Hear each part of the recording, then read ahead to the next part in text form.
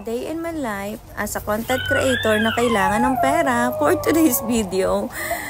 So maaga nagising ang aking anak. And then yung ate niya is gising na rin. Actually gising na ako niyan. Ginising ko yung ate niya kasi papasok sa school ng 6 a.m. Then yan, nag-aasikaso na siya sa kanyang going to school. Gana. So ayan na nga, gising na ako niyan. Nagmumuni-muni pa ako.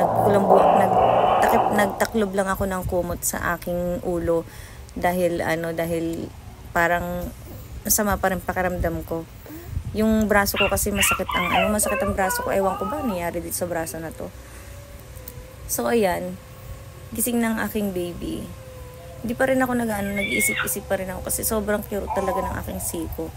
Kagabi kasi 8 p.m. natulog na ako. Then nagising ako ng 11 p.m. So yung 11 p.m. na paggising ko, hindi na ako natulog. Ang tulog ko na lang is 4 a.m. So at that time sa CCTV 5:54. So ilang oras lang, wala pang oras, minutes lang yung tulog ko. Then nagulat ako biglang natumba yung anak ko na So nagising ako. Inano ko na yung sarili ko baka ano na naman nangyari kasi nung last 2 days ago nauntog nalaglag ang aking baby dyan sa playpen na yan. So mataas yan. Bumili na rin ako ng panglagay sa baba ng higaan namin dahil nalaglag siya dyan. Grabe. Sobrang kaba ko. Pina-x-ray ko yung ulo kasi sobrang iyak niya. Todo iyak siya. Pumatong kasi siya sa paa ng kanyang Papa Pig. So yun. Kaya natakot na ako. Gumising na ako. Inanong ko yung anak ko kasi nga may tinatanong siya. Tapos niya yung baon niya sa akin. Dahil gusto niya mainit pa ang kanyang lunch. Mamaya pag ihahatid sa school. Whole day pa lang pasok ng aking anak dyan. Pagpasensyahan niyo na ang aking boses kasi paus ako. Dahil nag-concert ako sa Araneta Coliseum. Na joke lang. So ayan na nga, masama pa rin talaga pakiramdam ko. Pinipilit ko lang sarili kong bumangon. Wala talaga tayong choice kundi bumangon. So ayan na nga, mag-aasikaso na rin ako. Then pagkatapos ko asikasuhin ko naman ang aking baby. Maghilamos muna ako. Then siya naman ang aking aasikasuhin. Ganyan din ba mga anak niyo, mami, naglalaro lang mag-isa at hindi umiiyak? Yung parang may sarili silang mundo. Ayan o. Ayan ang gusto niyang laruan. Mga Barbie. Tapos pinapa-split niya yan. Buti na lang yung laruan na yan. Hindi yan natatanggal yung ulo na katulad dati. Nung bata ako, naalala ko natatanggal yung ulo. Galit na galit ako kasi hindi na makabit dun sa sa liig niya dahil natanggal na yung ulo. So, yan, binilihan ko siya ng toy na ganyan. Yung na bebend yung mga kung ano-ano at hindi natatanggal yung ulo at di natatanggal yung paa, kamay, katulad dati na natatanggal talaga yung murang-mura lang. Dati 25 pesos, ngayon ang mamahal na mga 25 pesos nasa 60 to 100 na. Samantalang dati pakamura.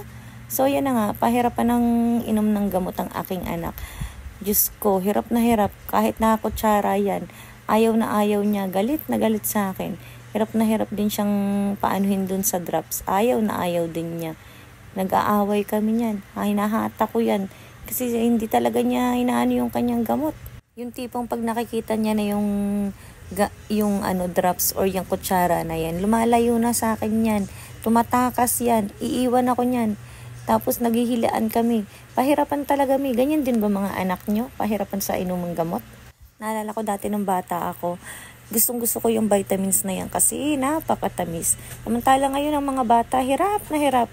Lalo na sa anak ko. Sa panganay ko, hindi pa ako nahirapan Kasi botsyog yun Lahat nun, nisusubo Tapos ko na nga siyang painumin ng gamot dyan at tinuhugasan ko na yung kutsara na ginamit niya. Yes, sinuhugasan ko para susunod na gamit, malinis na.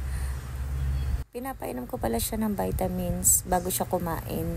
Then, mamaya may gamot pa siya ulit, may vitamins pa ulit siya para naman bago maligo or pagkatapos maligo, doon ko siya pinapainom. Niyaya ko na pala siya dyan para bumaba at kumain siya sa baba. Hindi ko pala siya masyadong mabuhat sa kanang kamay ko kasi nga napakasakit ng siko ko. Parang ewan ko, may rayuma ata yan. or namamaga. Basta namamaga siya, hindi ko alam kung saan, or baka dahil sa pagpaplansya ko ng buhok kaya namamaga siya. Tapos na pala siya dyan maglaro, magtakbo-takbo, maglakad-lakad, maggulong-gulong, umakyat sa hagdanan.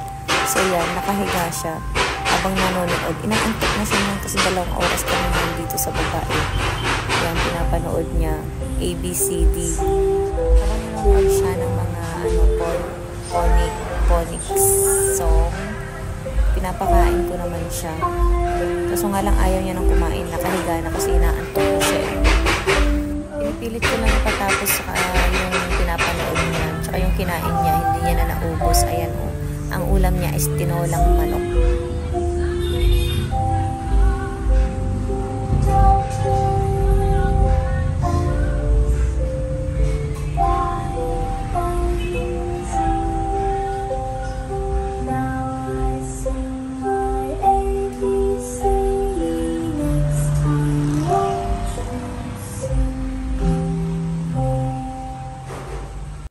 So, umakyat na kami sa kwarto ulit. Ayan, tinanggalan ko lang siya ng sapatos. Ang asim ng paa niyan. Kasi kasuhin ko na nga pala ulit siya. Then, papainumin ko na siya ng vitamins niya bago maligo. Struggle na naman ako sa pag-inom niya ng gamot. Ayaw na ayaw niya talaga. Kaya ang ginagawa ko, iniipit ko siya sa aking mga paa. Hinahawakan ko yung kamay niya. Tapos hinahawakan ko yung bibig niya kasi grabe, sobrang hirap niya talagang painumin ng gamot. Hindi ko alam kung yan o. Piniin na niya yung bibig niya. Talagang sinisirado niya talaga yung bibig niya. Ang hirap niyang painumin ng gamot. Napakalikot. Ganyan din ba mga babies niyo, mami? Hirap na hirap sa pag-inom ng gamot. Ako kasi napakahirap. Tapos ang ginagawa niya, inaano niya yung bibig niya. Initikom niya. Tapos ayaw niyang lunukin. Nag-aaway kami pag-inom ng gamot. Tapos ko na siyang painumin ng gamot. Time for bath naman kami. So yan ang pinakagusto niya. Tubig. Diyan siya naglalaro talaga. Nagtatagal siya dyan. 1 oras siya dyan naliligo. Masayang masaya yan siya pag nagliligo na.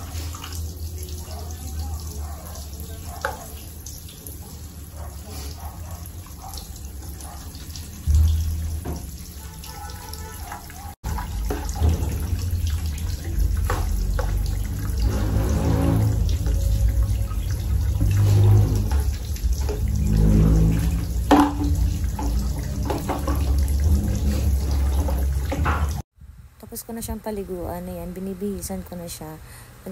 Nag-iiyak nag-iiyak na kasi sobrang antok na yan.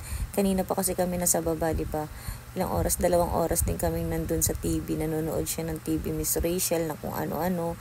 Yan, pinapanood niya. Antok na siya, nag-iiyak, nagwawala na talaga siya. Nagiging dragon na siya. Kasi niyan, pag natutulog siya, may katabi siya. Kasi may naghihili sa kanya. Binigyan ko na siya ng dede dyan. At yan, tumidede na siya. Inaayos ko yung kanyang damit. Tapos, bago siya matulog, hinahalikan ko siya. Tapos, yan na. Antok na yan siya. Sobrang antok niya na. Tapos, ang sama talaga ng pakiramdam ko. Napakabigat. Sobrang sakit ng ulo ko. Lahat na. Hindi walang masyadong tulog. 2 oras, 3 oras lang yung tulog mo pag nanay ka na. So, iniinda ko dyan yung aking siko. Sobrang sakit talaga yung kirot. So, ito lang for today's video. Bye-bye!